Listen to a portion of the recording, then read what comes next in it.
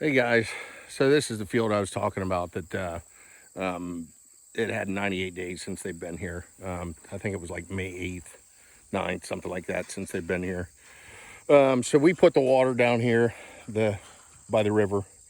We'll pump water up from the river. But the fence, so we have temporary fence basically this whole area. What we did is out at the far corner, we put in a metal T-post for our corner post. And the reason we did that, we're replacing fence out through here. And we want to get the horses in up against that fence to try to clean up some of the grass so it's easier to get the fence in. But then it comes over to roughly this area. It comes the whole way out around, right down to here, and then back up to here where we're tied into electric that's in the barn to electrify the fence.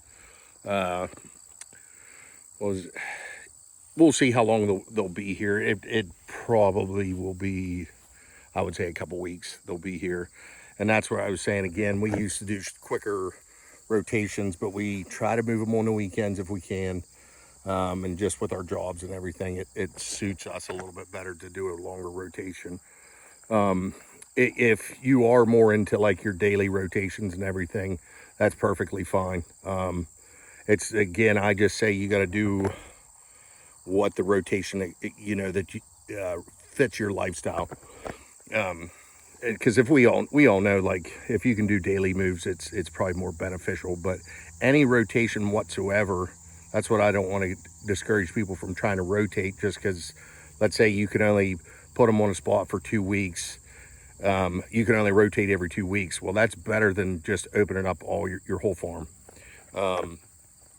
So like I said, this one here, we were probably here, I don't know how many weeks we were here in the spring. I would say at least 2 weeks then. But again, let's say then it was 98 days of rest until we came back to this area. And then what we're going to do, we haven't decided yet. We might go up to the orchard up here, or we might start down at the river bottom and save the orchard for the fall. But and then that would just start a rotation again, where we would start the river bottom out through, back up on the mountain here, and then the last pasture we were on was up here. You can't really see it from here. We're going to try to defer this one more for like November time frame, just because hunters and everything come in, and then that keeps the horses away from where people are hunting. But yeah, hopefully that'll help you guys out a little bit. Like I said, we're getting ready to, Kim's down there getting the pump set up. We're going to pump some water for them. I got to get the fence turned on. There's the girls. They're all happy. But yeah, we just had to put some, we do, if we can, we try to avoid using any chemicals as much as we can.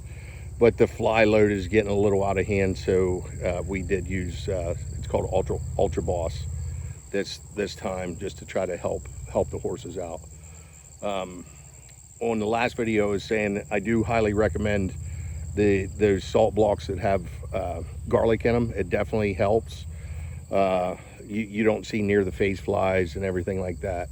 It does help with your biting flies and horse flies to an extent, but those are the ones we're trying to get rid of. They're a tough bugger to, I mean, it takes about everything you can to keep them off your animals.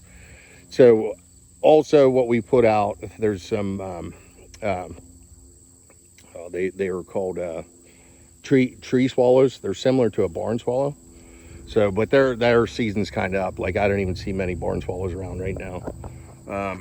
But if you get if you want to help with natural way, like out through here, we have tree swallow boxes that are the whole length of this field, and then it runs up to the mountain, which we'll build a few more for next year, just to give them more nesting sites.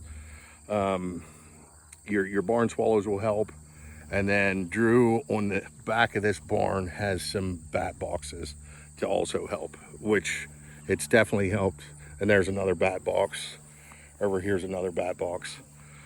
And it's definitely helped with any chemicals that we might have to use. That's, I think, the third time we used it this year, where we used to have to dose them basically every 2 weeks, or they were just getting eaten alive. And we're just slowly trying to get more and more natural remedies, like I said, so that we don't have to do that. So, all right, guys, we'll talk to you later.